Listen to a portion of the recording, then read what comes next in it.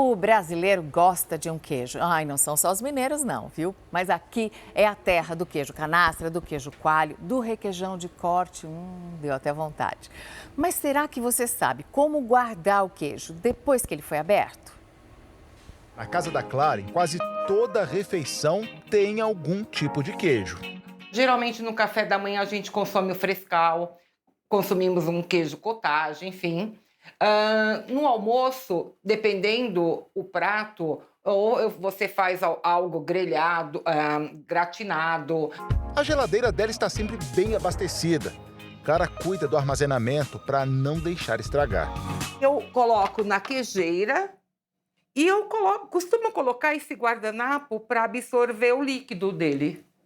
Os fatiados eu guardo em potes, por exemplo, queijo prato. Os em pedaços, como meia cura, eu deixo eles na embalagem que eles vêm.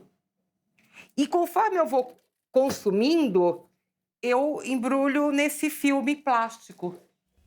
E você, sabe como guardar queijo de forma adequada para que ele não estrague antes da data do vencimento?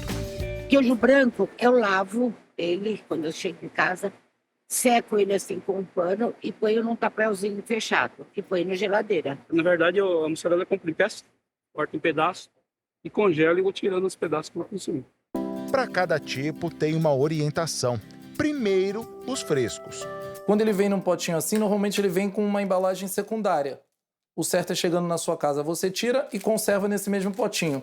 Ele vai continuar durando por, após aberto, 3, 5 dias.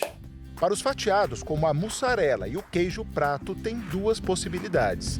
Essa aqui, por exemplo, é uma embalagem própria. Então, o ideal é você leva, conserva nessa própria embalagem na geladeira, retira o que você vai consumir, fecha de novo, volta para a geladeira.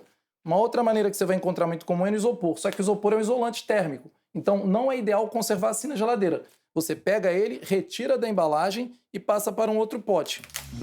As peças de queijo precisam ser embrulhadas em filme plástico. Mesmo os curados precisam desse cuidado.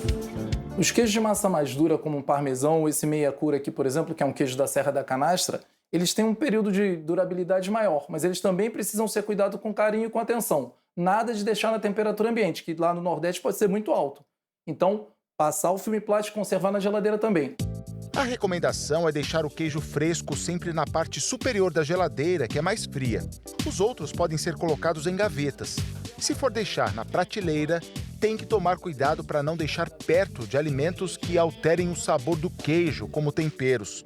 E olha que interessante, o queijo ralado pode ser congelado sem problema. Nem todo queijo congela bem, mas esse tipo de queijo ralado ele vai conservar bem porque ele tem pouco teor de umidade e dá para tirar direto do freezer e usar.